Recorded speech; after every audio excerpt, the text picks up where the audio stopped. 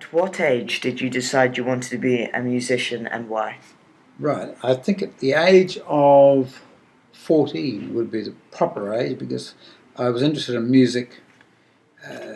Once my brother used to play the guitar and I heard him play it, and that was about 12 or 13.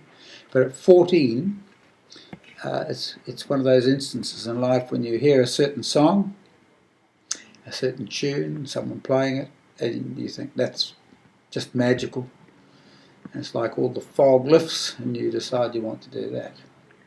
And that is truly exactly how it happened.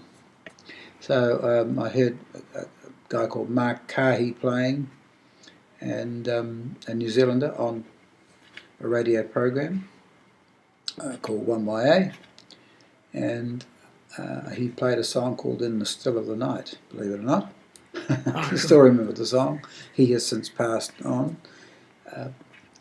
But it was very much like a picture in my mind. I saw from hearing the song on the radio, and I just had to play it. I just knew I had to do that sort of music, play that sort of music.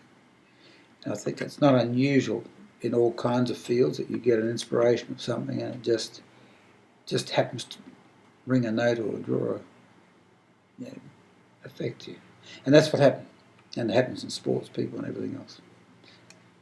People who do design and everything. And so I just made my mind up. It was an absolute yes in my mind that I would do that. And so that's when it happened. Oh, that's awesome. And being a musician, your first choice of career? It was. It definitely was. I mean, obviously I did other jobs because being a musician was not an opportunity to make a lot of money in those days. So I had to take a job. I was a salesman, and I did electrical apprenticeship initially. I didn't enjoy that at all, but it was a sort of a family occupation from the large family that I was part of, 8 of us. But it was just my love, and I was passionate about that. Okay. Thank you very much. What's been your greatest influence professionally on your music career and why?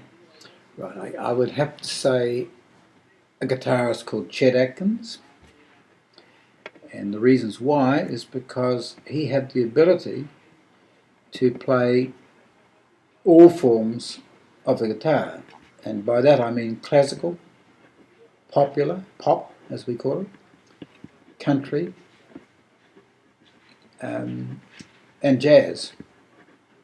So for someone, and to do that in a way that ignited audiences to go and see him. He was massively famous, and still is amongst guitarists.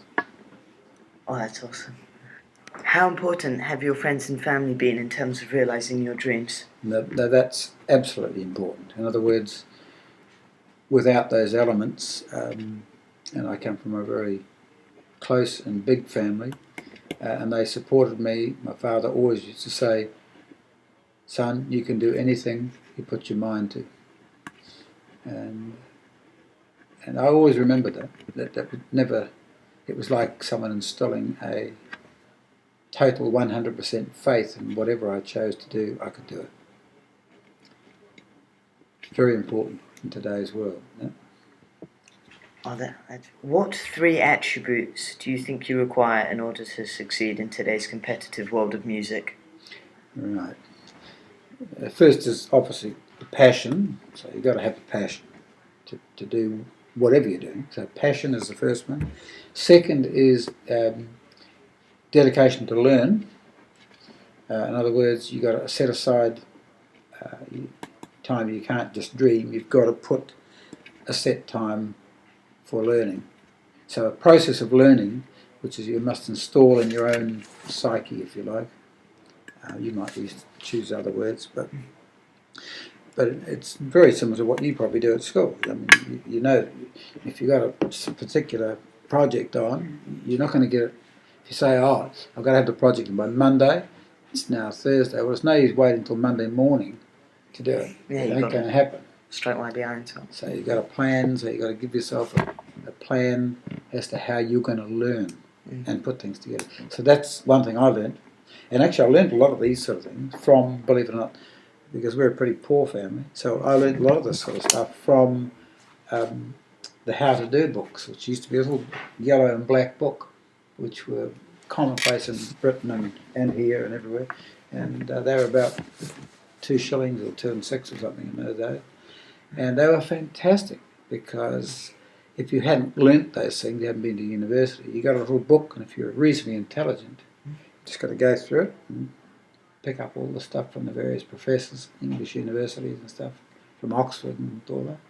It's all available, but we don't often make ourselves aware of doing it. We're all too busy to, oh no, it's too tough, oh I'm going to go out with my mates today. Well, that's a choice you got to make. So there was another one, was there? Yeah, just one more. So what? Just go through this again. So passion, a dedication to learn, like to put a set time aside, and. Just give me the question again. Oh, sorry. What 3 attributes do you think you require in order to succeed in today's competitive world of music? Right, and ability to listen. Well, obviously just ability to listen, because that's what you got to do, and take it in, of course. Key point.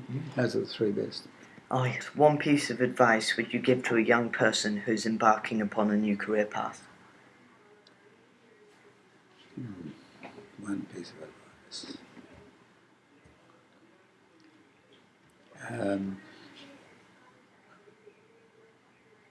Right, I think possibly the best one, there's a few that are very close. So let me just quickly analyse this one a bit. It's not as quick as that.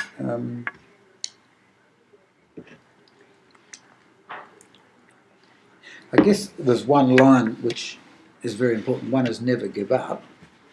So but that's really just a phrase. So you can put that in. It's not really the whole answer. Never give up. And there's another thing there that goes with that. I'm just trying to think of what it was. Determination. Hard work. Give up. And yeah, I used to teach people about the pathway thing. Follow that pathway. You always get a fork in the road, but you must, once you decide on a thing, you must follow that pathway and believe in it. So I guess if you can take, and that's what I tell. That's the first thing. Follow your pathway and never give up on it, because it'll all fall into place in the end. And once again, that reverts back to that original decision of, you made the decision to do it, you love it, you're passionate, therefore you must follow it through to the point where you feel you're getting more and more successful.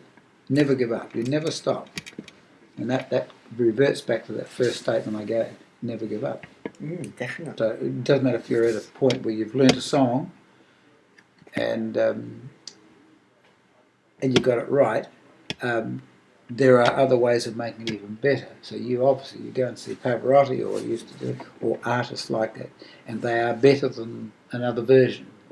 It's just magic. So you must try to make yourself better than that. So you never give up on any process. And I never, today, I still do it like last night. I'm still practicing and doing all the stuff. And you got to do it. Yeah, definitely. You describe the most defining moment of your music career. Yes, I can actually. The most defining moment that would probably takes me to another level, is probably a way of describing it, is when I had my first international hit record, which was more by luck than good management, because we happened to record.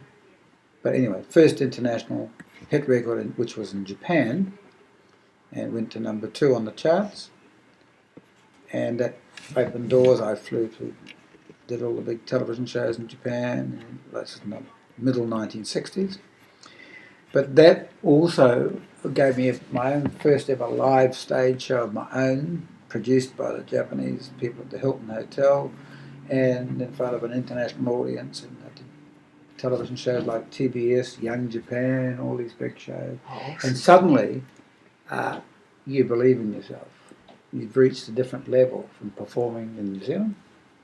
And and of course you're open to an international audience. So that was definitely, if I was asked a defining moment, there were several others, but that's the one that allowed me to kick on and give me utter confidence in what I was doing. Oh, thank you. What does an average week of work consist of, and how many hours a week do you put in? Right, average week of work, because I'm now also a concert promoter as well as a musician, so it would be more than 8 hours a day. It would be probably 10 hours a day, and included in that would be an hour's practice. You know, that wouldn't be every day, but that's averaging it out, because some days, like yesterday, I did like 6 hours of playing. Oh, So you see what I mean? So, but the average would be 1 hour a day, and that would be pretty correct. And also, I do exercise. I walk twice a day, 20 minutes, so that you need that to refresh the brain and the mind and all that stuff. And luckily I've got a great wife who makes beautiful food, and so I always enjoy coming back for that.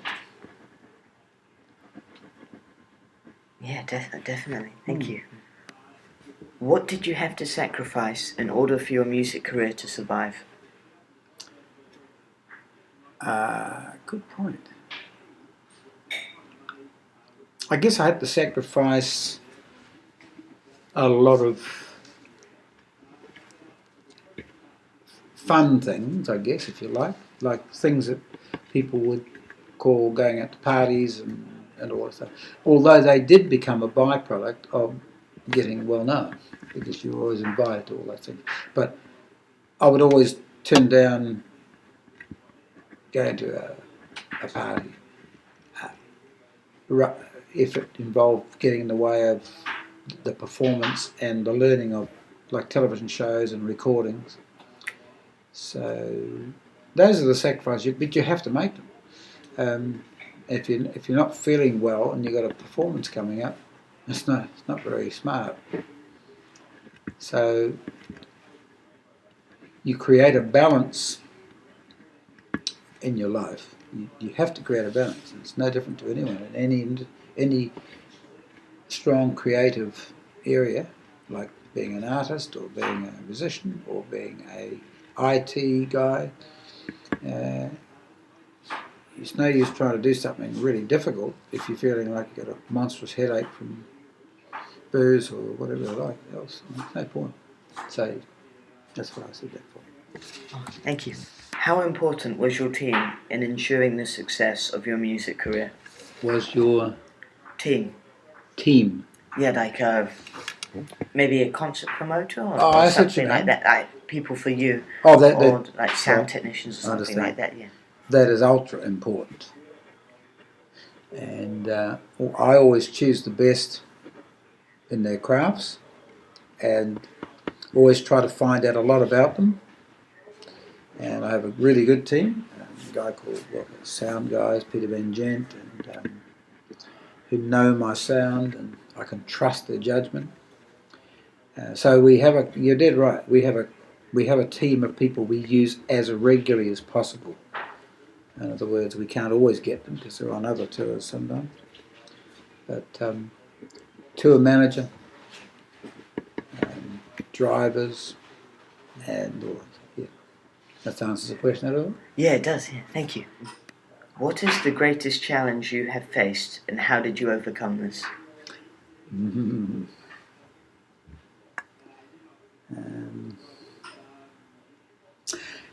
Yeah, I guess the greatest challenge would be the acceptance in New Zealand of my overseas success. And that comes back to, and I think it's worth mentioning this, that New Zealand is a small, isolated country in this part of the world, where we are. And therefore, New Zealanders tend to have a siege mentality. And it's not a nasty thing, by the way. This is just how it is. We're just inbuilt into a new young nation far away from the rest of the world. Yeah. And so the siege mentality won't accept often success by someone like me. When I was overseas and came back after a couple of years,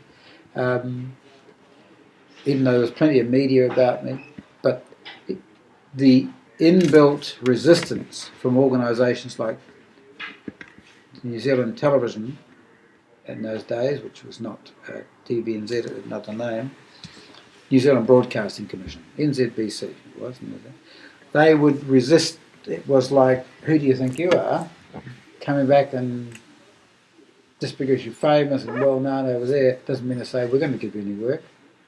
So that was one of the biggest challenges, actually, because they were very resistant to giving me domestically any chances. And so how did I overcome that? Overcome that by just going out there. This is the power of this.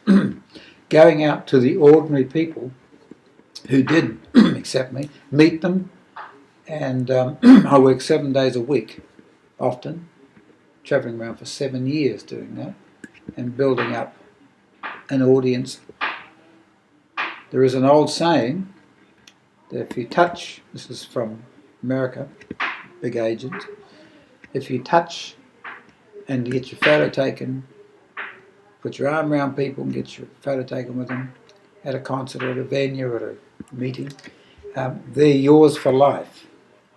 In other words, they're going to be your fans for life or your supporters. And it's true. It is very, very true. But you have to have a connection. You can't just at a standoffish point say, oh, nice to meet you, da, da, da. That doesn't connect the same as if, let's get a photo taken, arm around you, shake hands, hold that. Different stories. And that's the connection that the people who are fans or supporters or whatever you like to call them, who you've played music to and they like you or sang to, that old saying by a guy called Herbie Mandrell, who's passed away since, is so true. They're yours for life. I can definitely see that, yeah. And that's not just in music, it can be in anything. Dan Carter's living proof of that, rugby. And you can drift out of it too if you don't watch it. You can become too, that's the old saying, too big for your boots. You've got to still relate to the ordinary folk if you can, just the normal people in life. Definitely. In your own words, what is the key to success? That's a good point. What did I say? Let me just quickly look at this one here. Oh, I can quote from my own words, actually, if you like. The biggest driving force is the belief that there are no limitations to what you can do. And I've got to say, that comes back to my father's statement. And once you envelop that particular statement, really, truly, you know you can do anything. And suddenly it's almost like you've got this incredible power of, well, I can actually do it. In fact, I've got fingers and hands. If I use my brain, but I've got to start somewhere. And putting your foot forward, your first step is the most important. But that's a great statement, I believe. Yeah, it definitely is. Yeah. There's no limitation. There isn't. You ain't limited by your own doubts. You just have to believe in yourself and totally. And whatever you do, for your goals. Yeah. And so it covers all fields. And I think you'll find if you talk to any one, I've worked with like people like Denny Holm and Ed Hillary and all those ones, and that's exactly how they always thought. There's no limitation to what I can do. I can climb Everest, drive a fast car and win the race. I can do it. So if we create doubts, we've got a problem. There you go. And it's the same with people who've been mortally injured. Like a friend of mine told me about the story of the guy that crashed his car at 130 k's into a tree, and but he believed he was going to survive because he knew the safety people were around, and he did all the right things. And he's probably one of the only people to have ever survived a major crash like that. So it's interesting. Hope that helps.